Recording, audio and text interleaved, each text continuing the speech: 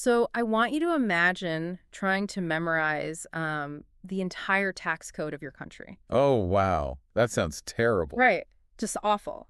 But not just that.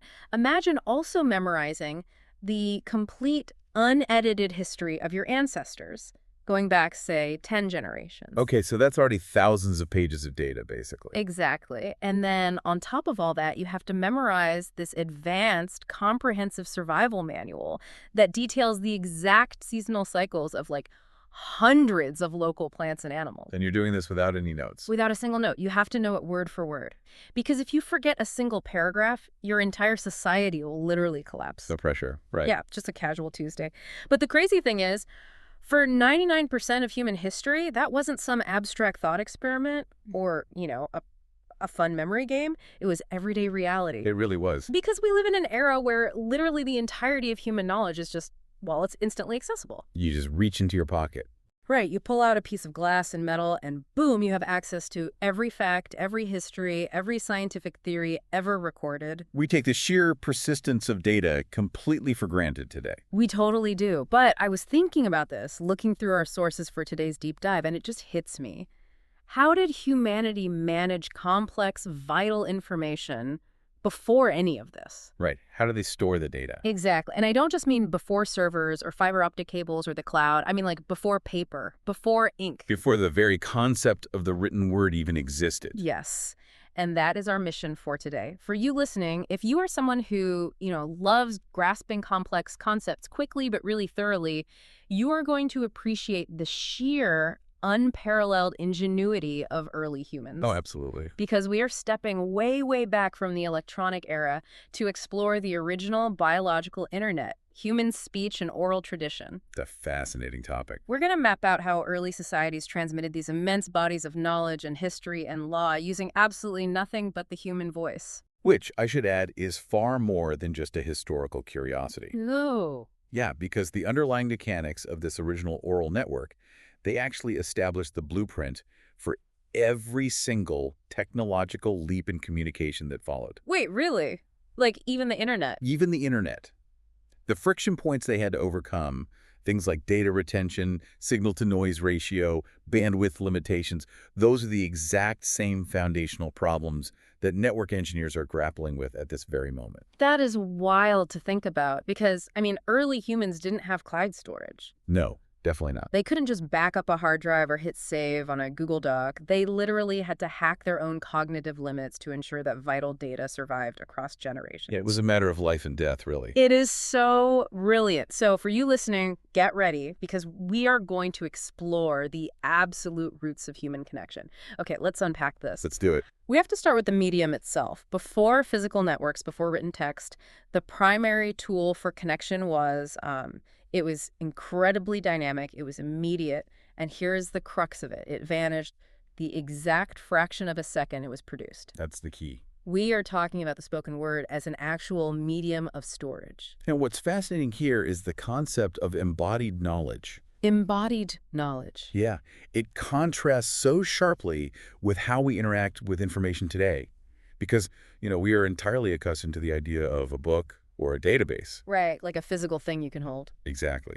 A book sits passively on a shelf. A hard drive sits inside a machine.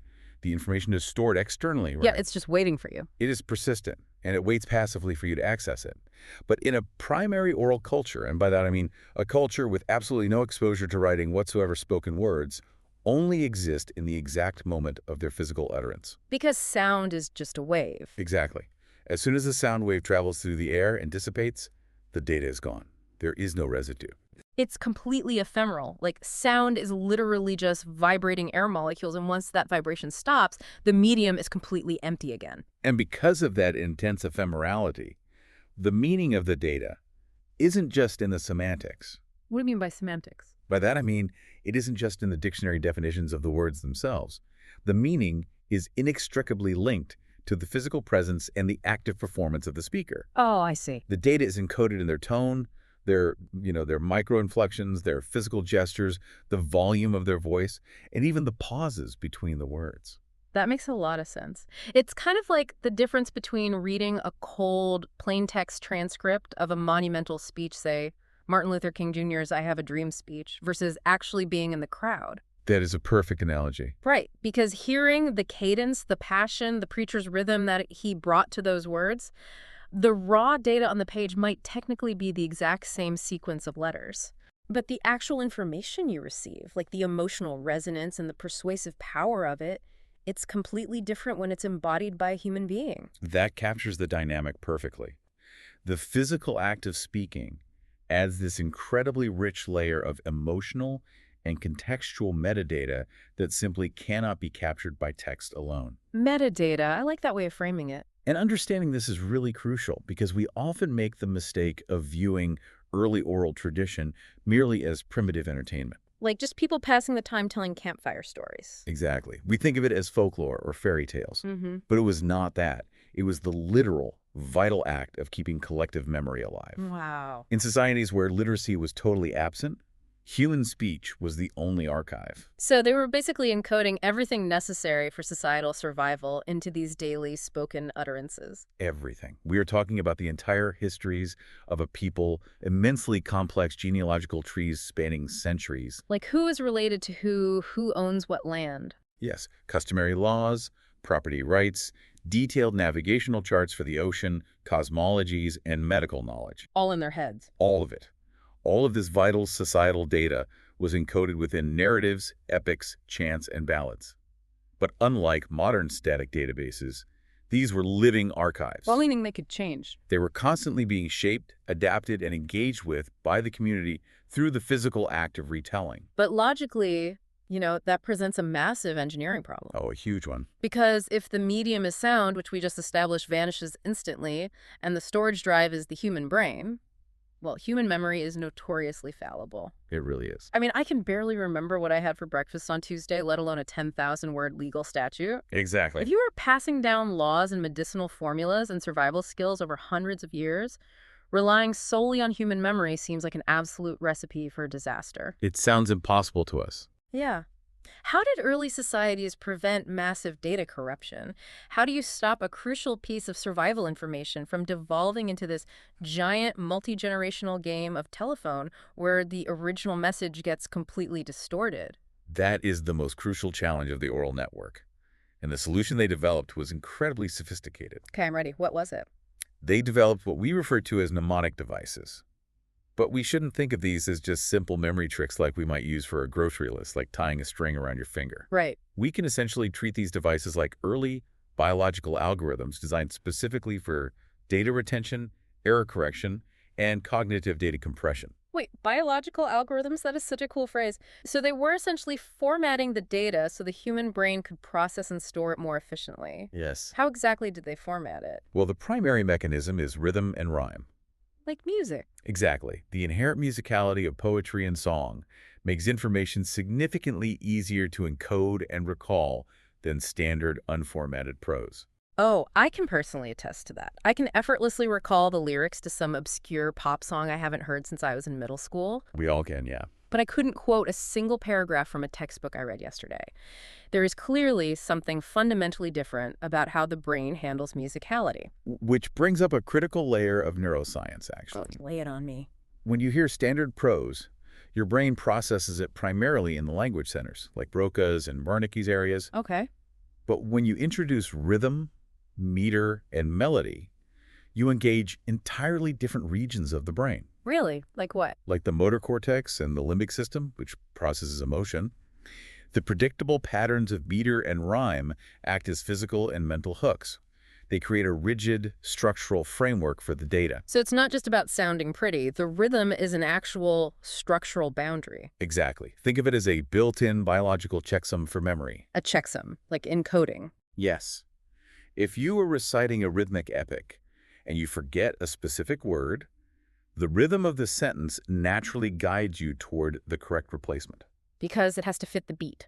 Because the word must fit the established meter and the rhyme scheme. Mhm. The structure limits the possible variables, massively reducing the chance of retrieving the wrong word from your memory. That makes so much sense. If the line needs 3 syllables and a rhyming vowel at the end, your brain instantly discards any memory that doesn't fit that precise acoustic shape. Exactly. It's literally an error correction code built directly into the language itself. And building on that structural framework is the second major device, which is repetition and formulaic language. Okay, repetition, like a chorus. Sort of, but it involves using recurring phrases and highly established modular structures over and over again throughout a story. Got an example? Consider the classic examples from Homeric epic poetry, like the Iliad or the Odyssey. Oh, sure. You constantly see these repeated descriptors, which are known as epithets. Things like swift-footed Achilles, or gray-eyed Athena, or the wine-dark sea. Right. I remember in school, they teach you that it's just a stylistic choice of the poet. Like Homer just liked saying wine, dark sea. It's so much more than that. So you're saying these repetitive character names were actually structural necessities. They were tools to prevent the file from getting corrupted during the transfer. They were highly functional tools. The bards who sang these epics were often improvising or pulling from a massive mental repository in real time in front of a live audience. Which is incredibly stressful. It's a huge cognitive load. Mm. By standardizing these descriptors, the storyteller massively reduces the cognitive load required to generate the story on the fly. Oh, I see. You don't have to invent a new, beautifully poetic way to describe Achilles every single time he enters a scene. You just plug in the formulaic, metrically perfect phrase, swift-footed Achilles. It's essentially like using modular coding or a macro on your computer. Yes, exactly. You define the variable once Achilles equals swift-footed, and you just call up that block of code whenever you need it, rather than writing it from scratch every single time. That's a brilliant way to look at it. It ensures consistency across countless retellings, whether the story is being told in Athens or Sparta or wherever. Furthermore, they relied heavily on proverbs and aphorisms, which serve a slightly different but equally vital function in the network. Aphorisms, these are like the original nuggets of knowledge, Yeah. right? Things like, a stitch in time saves 9. Which is a perfect example of extreme data compression. Extreme data compression, I love that. Proverbs are concise, pithy sayings that encapsulate highly complex wisdom, legal precedents, or deep cultural norms. They are short, highly memorable, and easily accessible. Right. When you need to transmit a complex moral concept or resolve a complicated legal dispute in an oral culture, you don't recite a 10-page legal document. Nobody has time for that. You use a universally understood proverb that the entire community immediately recognizes, and they can apply it to a variety of situations. Because it packs an entire lesson on proactive maintenance, resource management, and foresight into just 6 syllables. Exactly. You don't need a textbook on structural integrity. You just need to remember the proverb about the stitch in time. And beyond these linguistic tricks, there are 2 more vital devices that really hack the human cognitive experience: storytelling techniques and ritual performance. Okay, wrapping data in a narrative arc. Why is a story fundamentally more memorable than just a list of facts? Because of the emotional engagement? Emotion. Yeah. By utilizing plots, recognizable character archetypes, and emotional arcs, you engage the listener's empathy. And empathy makes it stick. Empathy triggers neurochemical responses like the release of dopamine and oxytocin in the brain, Oh, wow. which essentially signal to the hippocampus that this information is highly important and needs to be stored in long-term memory. So the brain is literally chemically flagging the story as essential data. Yes. Information wrapped in deep emotion is fundamentally stickier to the human brain than dry, abstract facts. That makes total sense.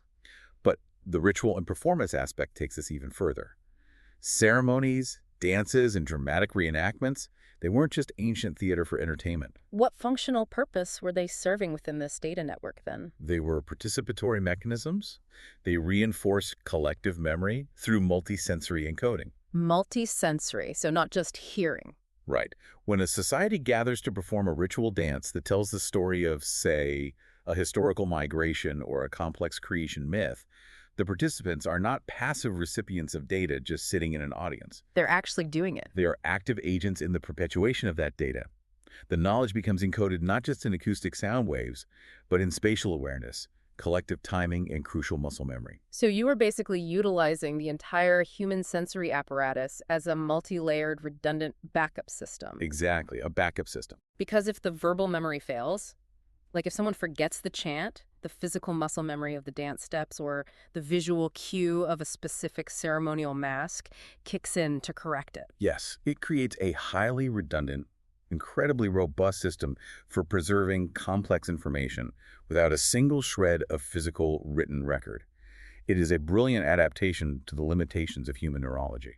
Okay, this paints a really clear picture of the data structure itself. The rhymes, the formulas, the narrative compression, the multisensory rituals.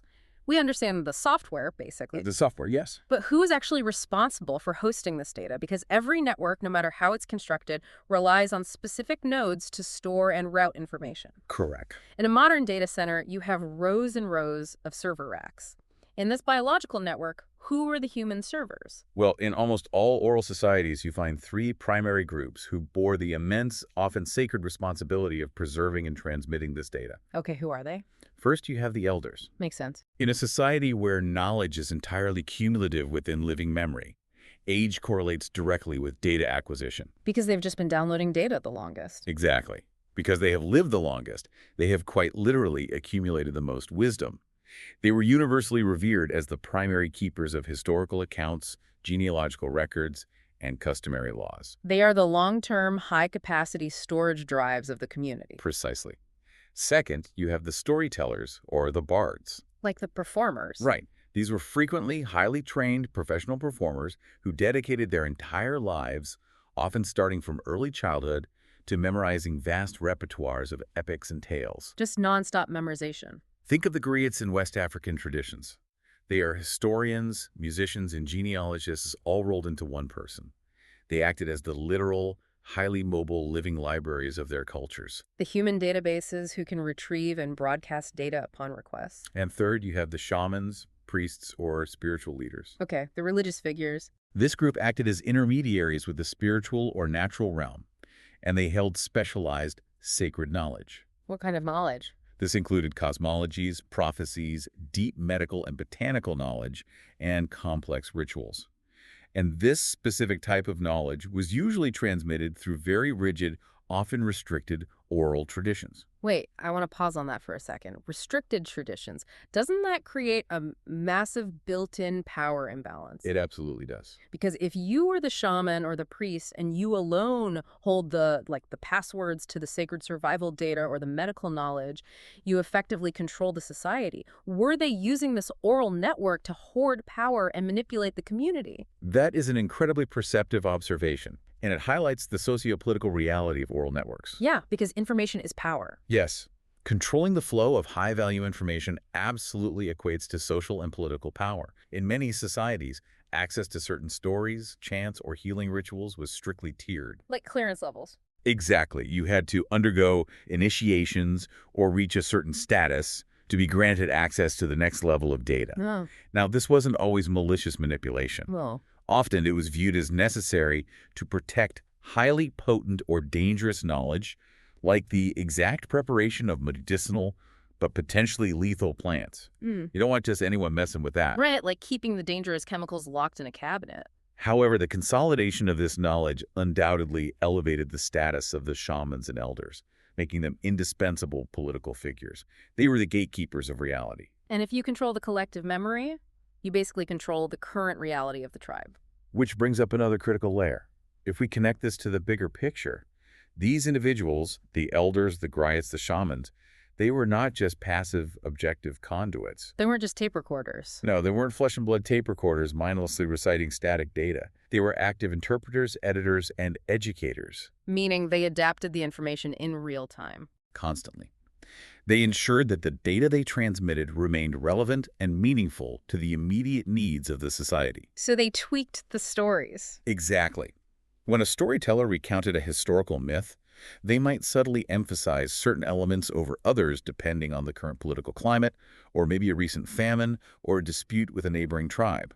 They filtered, processed, and applied the data for their specific audience. Here's where it gets really interesting, though, because looking at this architecture, Think about how incredibly vulnerable this entire system was. Oh, the vulnerability is staggering. If a village is raided or a sudden illness sweeps through, and they lose their master storyteller or their oldest elder before they can fully pass on their specific historical knowledge to an apprentice, It's a catastrophe. it is the literal equivalent of a server farm burning down to the ground. The Malian writer and ethnologist Amadou Hampâté-Bâ famously captured this exact vulnerability. He said, "In Africa, when an old man dies, it's a library burning. Wow, a library burning. It is a profound single point of failure in the network." The knowledge could literally be extinguished from human consciousness in a single afternoon. There is no offsite backup. If the human node dies, the data is gone forever. Yes. It really frames how precarious human history and intellectual progress was for tens of thousands of years. We were always just one generation or one plague away from total amnesia. It was incredibly precarious. And that extreme reliance on living, breathing human nodes to store, process, and transmit all information, it fundamentally shaped the physical and cultural topology of the societies that utilized it. The constraints of the medium shaped the culture. Exactly. How so? Like, how did relying on a face-to-face biological network actually dictate the way people live their daily lives? Well, the societal impacts were massive. Let's break it down into four main areas. Okay. First, it forged incredibly strong community bonds, because information transfer required communal gathering. You had to be there. You physically had to be in the same space to hear the story, learn the law, or participate in the ritual. Information was inherently a shared public resource. Think about what happens when you don't have a book to retreat to. Right. You literally cannot learn in isolation. You can't just go to your room and study quietly. Learning requires a community. That forces people together. Exactly. Learning required intense interdependence, which forged powerful social cohesion and of pure necessity. What's the second impact? Second, there was a massive cultural emphasis placed on performance and oratory skills. Because of the storytellers. Right. Because the message relied entirely on the living messenger, society placed an incredibly high premium on persuasive rhetoric, charisma, and public speaking. Makes sense. The technical effectiveness of the data transfer depended entirely on the orator's physical ability to hold the audience's attention. Right, because if the storyteller is monotone and boring, the audience just zones out. And if they zone out, The data fails to transfer to the next generation. So being charismatic wasn't just a fun personality trait. It was a critical technical requirement for a data custodian. precisely. Now, third, and this is where we see a stark contrast with modern networks. The knowledge system was inherently fluid and adaptable. Fluid? No. Unlike rigid written laws that can become completely obsolete but remain stubbornly on the books, oral traditions organically adapted to new experiences and changing environmental circumstances. Okay, I have to push back on that a little bit. Go for it. Fluid knowledge sounds very poetic, but isn't that just a polite way of saying the facts changed whenever it was convenient? I can see why you'd say that. It sounds exactly like that game of telephone, but the players are actively allowed to change the story to fit the mood of the room. If a historical treaty or a customary law changes just because the elder remembers it differently today, or maybe wants to favor one family over another, how is that adaptability a good thing? It just sounds like massive data corruption. That is a very natural modern perspective.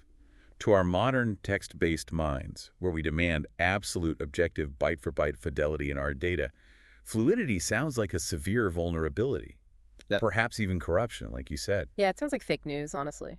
But in the context of early survival, this fluidity was actually a critical feature, not a bug, How is mutating data a survival feature? because it allowed a culture to smoothly integrate new realities without the rigid, often fatal friction that written texts impose. Okay, I'm going to need an example. Consider a real-world example, the Indigenous Australian songlines. Songlines? Yes, these are complex oral maps of the landscape, tracing the routes of creator beings, but they also serve as literal navigational and survival guides, pointing out water sources and food across vast deserts. So they sing the map. Exactly. Yeah. Now, geologists and linguists have found that some of these oral traditions accurately describe the coastline of Australia as it was over 10,000 years ago.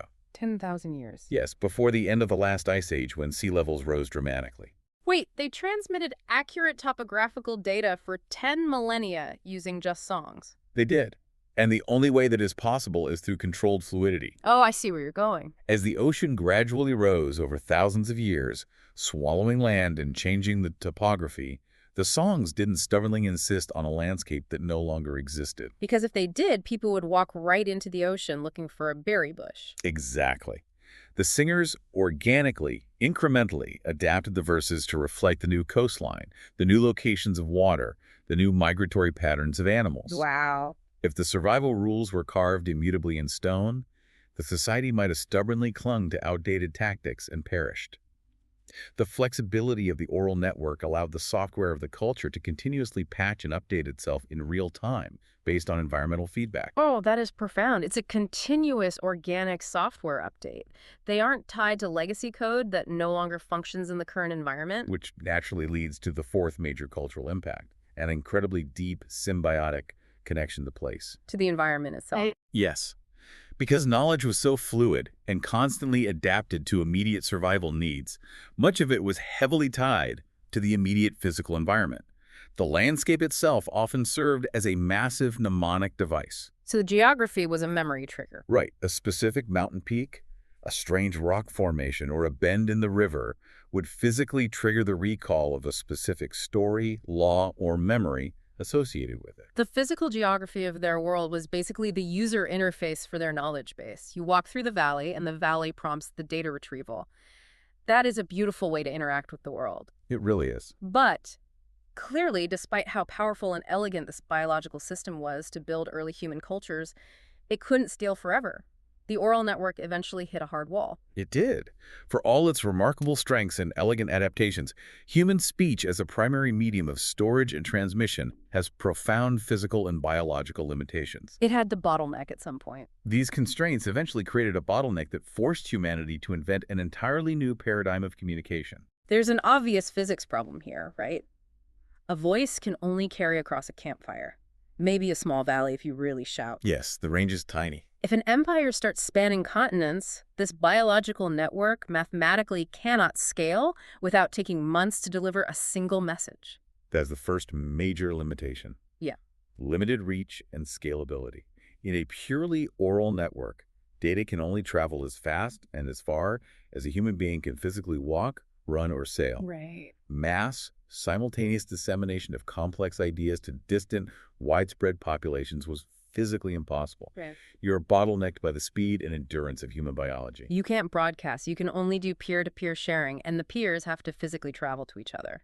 Secondly, despite the brilliance of the mnemonic devices, the rhyme, the meter, the rituals, human memory remains fundamentally vulnerable to distortion over long periods. Especially with highly detailed stuff, I imagine. Yes, especially with highly granular data. While oral traditions are excellent at preserving big-picture concepts, moral laws, and adaptable survival skills, they struggle immensely with transmitting precise, highly technical, or bureaucratic information. Right. You can easily remember a proverb about justice, but you really can't memorize a 500-page tax code. Exactly. Or the exact mathematical measurements required to build a massive stone aqueduct, or complex commercial contracts between dozens of merchants. Exactly. As societies grew more complex, transitioning into massive agricultural states and empires, the data they needed to manage grew exponentially in its granularity. They needed hard numbers. You don't want your chief architect relying on a fluid, adaptable memory of how much weight a load-bearing pillar can take. You need objective, unchangeable precision. Which brings up the third limitation, the dependency on present circumstances. Yes.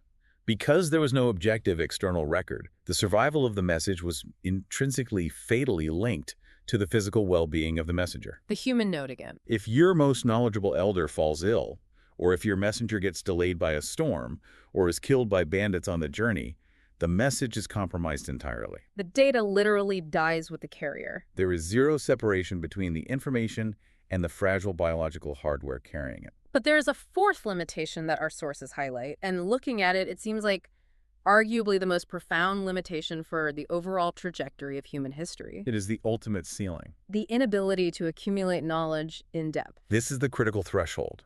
In an oral culture, you can certainly learn new things, but you cannot easily stack complex knowledge across multiple generations to build vast, abstract, intellectual edifices. Because the storage capacity is capped. Precisely. You cannot incrementally build advanced scientific theories, complex calculus, or deep multi-generational philosophical arguments if every single piece of that foundational information must be actively, constantly maintained in human working memory just to prevent it from disappearing. Ah, I see. Because if you have to spend 80% of your societal brain power just constantly rehearsing the old data. Right, reciting the genealogies, singing the survival Yeah, songs. performing the rituals just so it doesn't vanish into thin air. You literally don't have enough cognitive bandwidth left over to invent new data. This raises an important question. How does a species evolve scientifically or technologically if it spends the vast majority of its cognitive energy simply trying to remember what its ancestors already figured out? It can't. It's like a computer whose RAM is completely maxed out just running the background operating system. That's exactly what it is. The screen is frozen. There is no memory left to open any new applications, let alone write new code. To overcome this, humanity had to find a way to upgrade the hardware. We had to find a way to get the information out of the human head and into the physical, external world. And that necessity brings us to the ultimate paradigm shift in human history, the invention of writing. The big hardware upgrade. This was arguably the single most transformative cognitive and technological innovation in the history of our species, far predating any electronic network, yet laying the exact groundwork for them. And it didn't happen overnight. It was a gradual abstraction, right? Starting with pictographs. Yes, the earliest attempts to externalize memory began with pictograms, simple, literal drawings that directly resembled physical objects in the real world. Like cave paintings. Similar, yes. Hmm. A drawing of an ox meant an ox. A drawing of the sun meant the sun. This is useful for basic accounting recording that someone owes you 3 oxen. But it hits a wall pretty quickly when you try to communicate something that isn't a physical object. Right. It's easy to draw a bushel of wheat, but how on earth do you draw a picture of a complex, abstract concept? How do you draw justice? How do you draw irony or tomorrow? You can't, not literally. Yeah. And that limitation led to the next evolutionary step, which was ideograms. Ideogram. This is where the picture represents not the literal object, but the idea or concept associated with the object. So a picture of a foot might evolve to mean the verb walking, or a picture of the sun might come to mean day or heat. Okay, so it requires a shared cultural agreement on what the symbol implies. Yes, exactly. It's getting more abstract, but you still need thousands and thousands of unique symbols to represent a full language. It would take a lifetime just to learn the interface. Which is exactly what happened. In early societies with complex writing systems like cuneiform or early hieroglyphs, literacy was strictly confined to a tiny, highly privileged elite class of scribes who spent decades mastering the thousands of symbols. Wow. But the true revolution, the cognitive leap that essentially mirrors modern digital encoding, was the invention of the alphabetic writing system. This is the shift from drawing pictures of things or ideas to drawing pictures of invisible sounds. Exactly, and the brilliance of it cannot be overstated. Instead of trying to represent thousands of distinct objects and abstract concepts with thousands of different visual symbols, you deconstruct the spoken language itself. You break it down. You break human speech down into its most basic atomic phonetic components, individual meaningless sounds. It's like acoustic atom splitting. It truly is. Yeah. By creating a small, finite set of visual symbols, an alphabet of maybe 20 or 30 characters to represent these individual phonetic sounds, you can combine and recombine them to form an infinite variety of words. That is wild. It was an incredible feat of pure abstraction.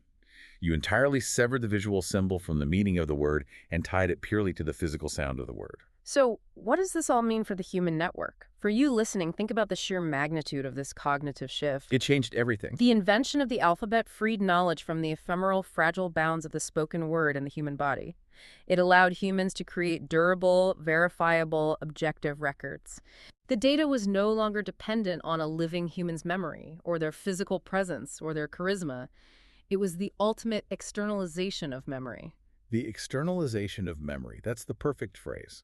You could write a complex thought down on a piece of clay or papyrus, walk away, die, and 1,000 years later, a stranger on the other side of the world could read exactly what you thought with perfect byte-for-byte fidelity. It is the genesis of persistent data. This externalization did several revolutionary things. First, because an alphabet of 26 letters is exponentially easier to learn than 5,000 ideograms, It laid the groundwork for the democratization of literacy. It made reading accessible to the masses. Eventually, yes. But most importantly, it allowed knowledge to become cumulative. We finally got a hard drive. We could store the heavy data externally, free up all that biological RAM we were talking about, and start processing higher level thoughts. Exactly. Scholars, scientists, and philosophers could finally build upon the complex work of their predecessors with absolute confidence in the accuracy of the data. You didn't have to spend your whole life just memorizing the foundational theories. No, you could just read them and then spend your life pushing the boundary of knowledge forward. This drastically accelerated the pace of intellectual discovery, paving the way for advanced mathematics, complex legal codes, global empires, and the scientific method. It is entirely profound. When we connect this to the bigger picture, the ability to deconstruct information into a finite set of symbols, store it in a durable format, and transport it across vast distances laid the exact conceptual groundwork for the world we live in today. The parallels are undeniable. The alphabet's ability to represent any complex spoken idea with a small set of characters is directly echoed in the binary code of modern computers, which represents any complex digital reality video, audio, text with just a finite set of ones and zeros. Yes. This pre-electronic hardware upgrade was the very first step on a long, continuous road that led directly to the global electronic networks humming all around us right now. It highlights that while our tools have become exponentially faster and more complex, the fundamental human drive remains unchanged. We just want to connect. Whether you are a bard chanting epic poetry around a fire to ensure your culture survives the winter, or an engineer laying deep-sea fiber optic cables to connect continents, the underlying goal is identical: connecting minds, sharing knowledge, and preserving it against the ravages of time. Well, thank you for joining us on this deep dive into the biological roots of human communication. We've traced an incredible journey today. We really have. We started in the immediate emotionally resonant acoustic space of oral tradition governed by the biological algorithms of rhythm, ritual, and fluid adaptation. And we followed it through the cognitive leap of the alphabet, arriving at the externalized, permanent visual space of the written word. It is a stunning testament to human ingenuity and our relentless drive to connect. And as we close, I'd like to leave you with a final thought to ponder. Oh, please do. We just spent a lot of time discussing how the invention of writing and eventually the printing press moved us definitively away from oral tradition and into a text-based, highly objective culture. Right. But look at how we actually consume information today. Look at our modern digital world. You mean with the internet and smartphones? Yes. Think about viral audio snippets, the massive popularity of short-form video stories, the dominance of visually and emotionally driven memes, and long-form audio discussions, just like this very deep dive you are listening to right now. Oh, wow. In many ways, we are returning to a highly oral, communal culture. We are transmitting information that relies heavily on emotion, repetition, performance, and fluidity, rather than dense, objective text. Have we, through our incredibly advanced light-speed electronic networks, actually just built a high-tech global version of the ancient storytelling circle? Wow. A global digital campfire. That is a brilliant way to look at it. We just replaced the flickering flames with glowing screens, but we're still just gathering around to hear a good story. I love that. Keep seeking out the why behind the world around you. Keep questioning the systems you use every day, and we'll see you on the next deep dive.